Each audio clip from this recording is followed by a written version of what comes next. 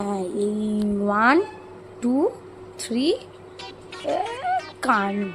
হ্যাঁ, জানতাম আমি কাজ করব আর সেখানে কাণ্ড হবে না, এটা তো হতে পারে না। মানে আমি হচ্ছে ওই মা আমাকে কি একটা বেশ যেন বলে অকর্মার ঢেঁকি।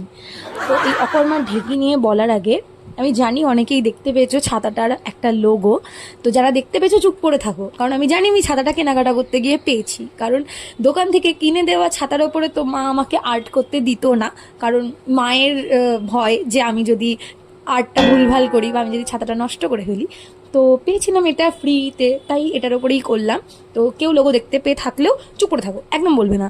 তো আমার কথাটা শোনো, এই কাণ্ড ব্যাপারটাতে যখন আমি কোনো কাজ করতে যাই বা আমি হয়তো খুব ওভার কনফিডেন্ট যে হ্যাঁ আমি এই কাজটা আমি ভালো মতো করতে পারবো, বা হয়তো একটা কাজ হয়তো অনেক কবার করেছি, সেই কবারে হয়তো খুব ভালোভাবে করতে পেরেছি, পরের বারে মা হয়তো আমাকে সতর্ক করছে যে এটা তুই সাবধানে করবি, তারপরেও আমি ওভার কনফিডেন্ট হয়ে হয়তো মাকে বলছি যে না আমি তো এই কাজটা খুব ভালো মতো করতে পারবো।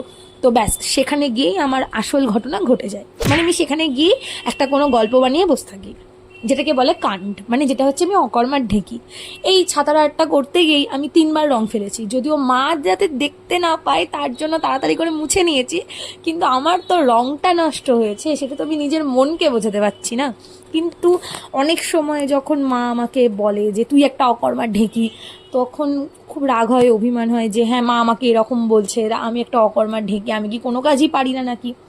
কিছুক্ষণ পরেই আমি রিয়েলাইজ করি যে না, আমি সত্যি অকর্মার ঢেঁকি, এটাতে কোনো লজ্জার কিছু নেই। মানে আমি সত্যি কোনো কাজ ঠিক মতো করতে পারছি না।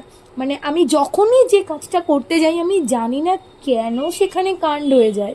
কেন হয়, কেন ভগবান আমার সাথে এরকম করার, তোমার কারণটা কি? তো যাই হোক, এই হচ্ছে আমার কাণ্ডের ঘটনা।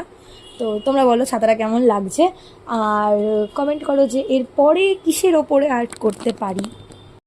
আমি কি দুনিয়াতে একাই যার এরকম ওভার কনফিডেন্ট হয়ে কাজ করতে গেলে এরকম ভুলভাল কাজ হয়, নাকি তোমরাও এরকম ভুলভাল কাজ করো? সেটা জানিও, লাইক করে দিও, কমেন্ট করে দিও। বাই।